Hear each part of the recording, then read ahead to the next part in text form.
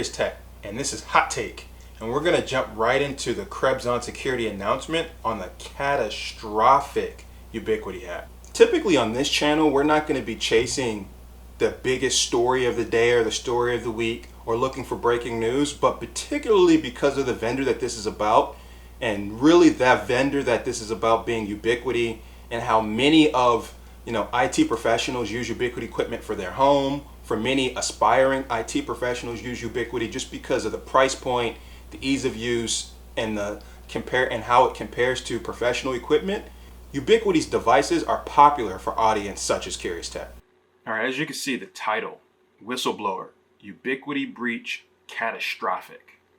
There's some strong language used here, and some very fascinating points being made. And one of the comments here is that it was downplayed purposely, meant to sound like another third party made a mistake.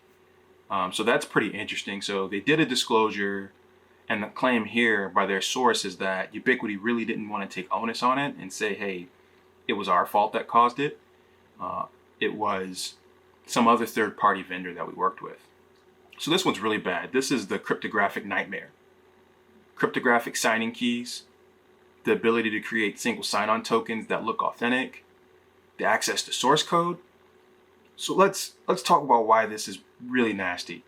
If they have access to source code, they have access to signing keys, and they can spoof single sign-on, then a couple of things that they can do. Number one is they can produce other software, convince your device to download it, and your device can think it's perfectly legitimate. It's signed by the authority. The signing keys such as this should not be easily accessible. There's a concept in cybersecurity that talks about defense in depth. And so you want the keys to the kingdom as the hardest possible thing for anyone to get access to.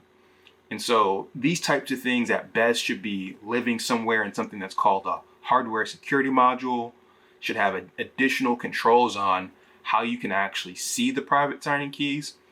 In a perfect world, or even in a better designed network security architecture, you could have a pretty privileged admin and still you shouldn't be able to get access to the signing keys. So that's really pointing at some potential flaws in their security architecture. But the key part here for you as a user is that how can you prove whether or not the software you're downloading is valid? Usually you look at the software that's signed, who signed it, and they have no control over that anymore. So that's a pretty bad spot for them. That's a pretty bad spot for them. And a pretty bad spot for us as if you're trying to be a diligent controller of your architecture. This part we're talking about, well, how'd they get in the first place? It looks like they got access through some admin's privileged credentials. It looks like this admin had their privileged credentials in LastPass. Got a bunch of questions. I'm a big LastPass user. I'm thinking about doing a video on LastPass, not just using it, but how to use it in a bit more of a secure fashion. Some questions I have is, was this his personal LastPass? Was this a corporate authorized LastPass? If so, was it two-factor? Was his account or content from LastPass, was that content pulled for some sort of phishing or some sort of keylogger? Or did he copy the content out of LastPass where it's typically stored and put it in a less secure location? Big questions, because just because the password was typically stored in LastPass doesn't tell you much of the story on how the attacker may have gotten their hands on it. What you have to know is if you're using something like LastPass, what are the attack vectors? How could someone or a negative party or an adversary in this case get a hold of those credentials, even if you're using them and storing them in a secure manner? So this part here is they eventually found a backdoor, and once they closed it, they attempted to be extorted for 50 Bitcoin. So that's a pretty fascinating find. So again, if all of this is true, we're talking about signing keys. We're talking about, having backdoors not only into the entire network architecture of Ubiquiti, but the ability to produce and publish software that's not valid, the ability for devices to not be able to tell the difference. This is massive. I mean, the way that this is described, they are fundamentally compromised end to end. They're going from device to device, trying to scrub it, reduce accounts, replace things. But it's hard to tell how deep the tentacles go when you've been compromised to this degree.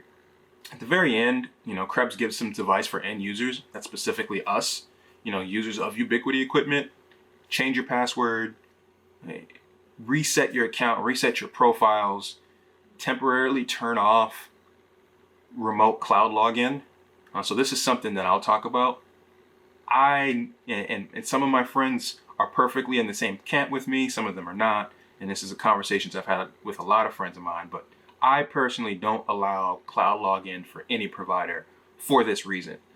I don't really want to give a giant backdoor into the network and not really have a good idea on the security measures that are in place, whether or not they're being followed.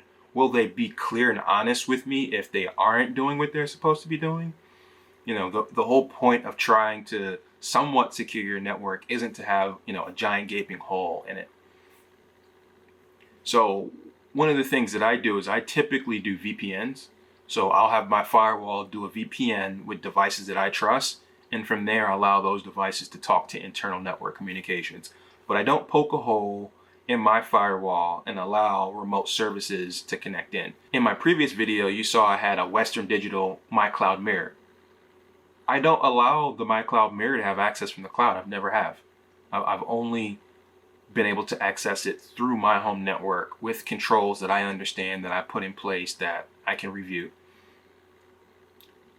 Some of the things that you may not be aware of is most of the providers now, so some of the ones I'm most familiar with are Comcast and Verizon. They essentially have a backdoor that they have just like this. They have in your firewall that you get, or a router that you would get directly from Verizon and hook up in your house. By default, it's configured to allow the Verizon people to connect right in, look at every device on your network, and help you troubleshoot it. And while that's very helpful for potentially non-technical consumers, for people who may have misconfigured things, that means Verizon has a direct path not only into your home, but of almost every other provider that uses their router in a default configuration or hasn't replaced it. Same for Comcast. So what does that mean? That means you're in the potential spot exactly like Ubiquiti is. If Verizon messes up, if they do something almost as bad as this, maybe not this bad, but still they make a mistake in their configuration, home networks across the nation have a backdoor already ready to go. And so one of the debates I have with some of my friends is it more secure to have a Fortune 500 team with people invested doing the cybersecurity than you? And there's yeses and nos to that. Some of the things you have to think about is, what has the bigger value target? How much money is somebody willing to invest to target me, a single person, or how much money is there to invest in targeting a much larger enterprise that may have a much larger reward? If I pull this off with Verizon, this being the hack, and I'm able to then get backdoors into almost every home network throughout the nation, a very, very large market share of them, and then I can make these routers send people's traffic to places that I want to send it, turn them into a bot network, right? The value there is extremely high. So much so that even if I don't have my home network optimized or hardened to the degree that I like, the risk is a much lower, in my opinion, because I'm not a high value target. So people aren't willing to spend the same time, money, and dollars to hack me individually, because the return is much smaller. Okay, you get whatever set of hosts I have. You get whatever access to information I have individually, not this corporation and all of the things that they control. So I never allow backdoors knowingly into my home network, and I manage the access control list or the firewall rules on my firewall to ensure that nothing is talking to things that I don't want it to talk to. For example, I have used Chromecast for years, and I would find that Google Chromecast doesn't respect all of the parameters on DHCP. So a Chromecast gets its IP address, typically dynamically, so it's not a static IP, and that dynamic IP comes through DHCP. One of the other things that gets fed through DHCP is your DNS server. I typically point that to my DNS server so that I can manage filtering if I need to. I can turn on DNSSEC for the entire network, things of that nature. Things like Chromecast don't respect DNS at all. they connect directly to the DNS servers. They are hard coded to talk to.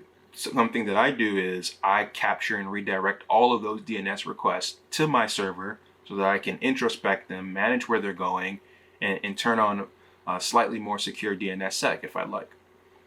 That choice is mine as the network administrator of my home network, and some devices will or won't respect it.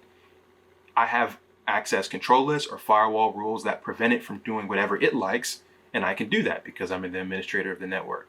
And so with that set of access control list rules in place, you can prevent devices from talking to things that they're not supposed to talk to. You can prevent backdoors from devices that potentially had them enabled, and you can really start to sort of manage what is and what doesn't talk to one another in your network.